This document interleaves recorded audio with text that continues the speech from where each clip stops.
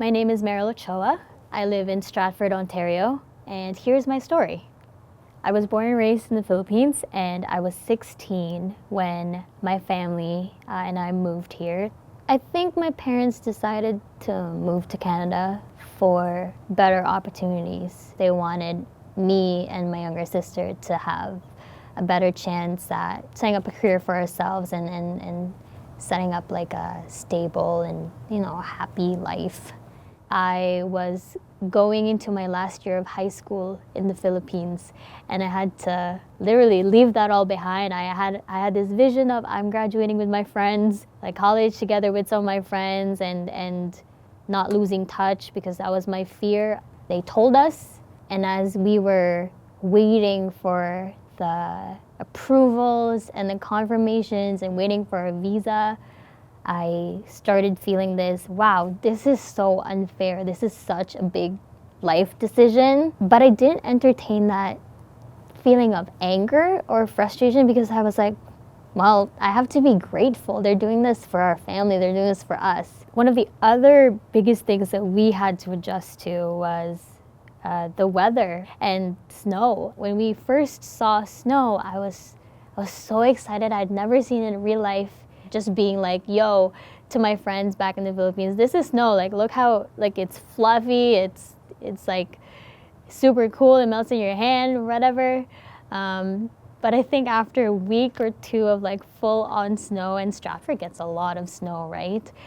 I was just kind of like, when is this over? This is going on for too long, and can we just have it for Christmas and then be done with it? When I moved here, I did high school still. I was like halfway through grade 11 when I started high school here.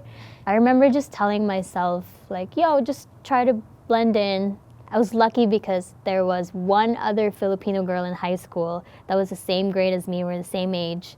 And even though she was born and raised here, it was still kind of nice to have someone that grew up in a Filipino household, so she understood like the language already. She understood what's it like, or like bringing Filipino lunch to school. It wasn't as weird. I remember just kind of sticking by her side almost all the time. Even though I was fluent in English, one of the things that I did not expect at all or caught me off guard were like the slangs and like the common phrases here that people would just say every day. Some of those is, how's it going? It was in high school. One day I was walking with my friend and we were walking in the hallway and someone was walking past us in the opposite direction. And this person was looking at me saying, hi, hey, how's it going? And I remember thinking like, I panicked almost because I turned to my friend and was like, what is she asking? What's it? What's going? How do I answer this? Why is she asking me? What does this mean?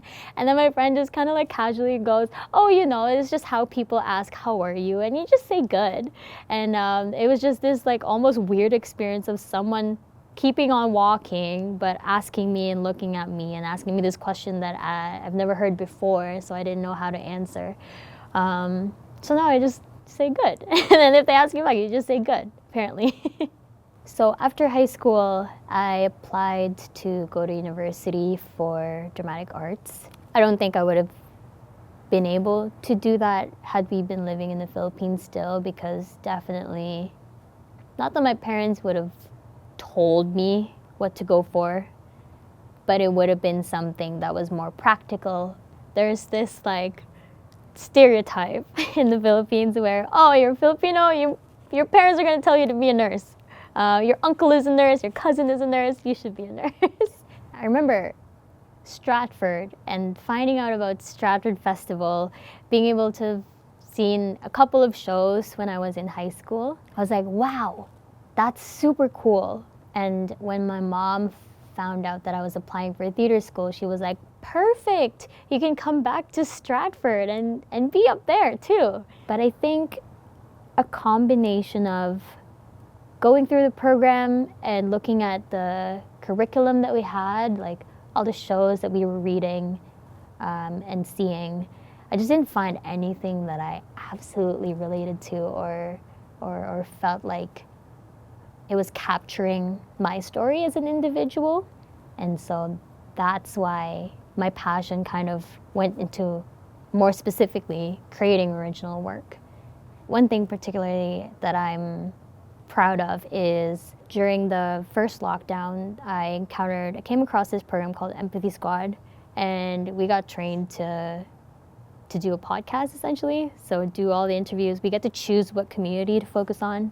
And I chose the Filipino community in Stratford because it was a way for me to get to know them again and to kind of, wow, I'm getting emotional. Sorry, just give me one moment. Yes, it was a way for me to kind of get to know them again and personally to like kind of dig roots almost, because I felt like I haven't done that quite yet. And so yeah, I interviewed a bunch of, I think the point of the program was to reach out to people you don't know already. But heck, I reached out to people who were my friends growing up here in Stratford, parents of the people that I knew, and just asked them questions that I would not normally ask them, just seeing them in the grocery store or seeing them at a Christmas party for the Filipino community. And yeah, that made me feel like I definitely have a community here while I look elsewhere. And that was kind of something that I was able to give back to them to show kind of my appreciation of even though I didn't have many people that were my age when I just moved here, there's definitely still a community to fall back on. It just took me a while to get that. Now that I'm back in Stratford, and not all the Filipinos are my family, that is a myth, but that they're found family, and I feel very much like, yes, this is a good place to start digging those roots. And even though I end up elsewhere at some point in my life in the future, I feel like this is a place I can always come back to because of those connections.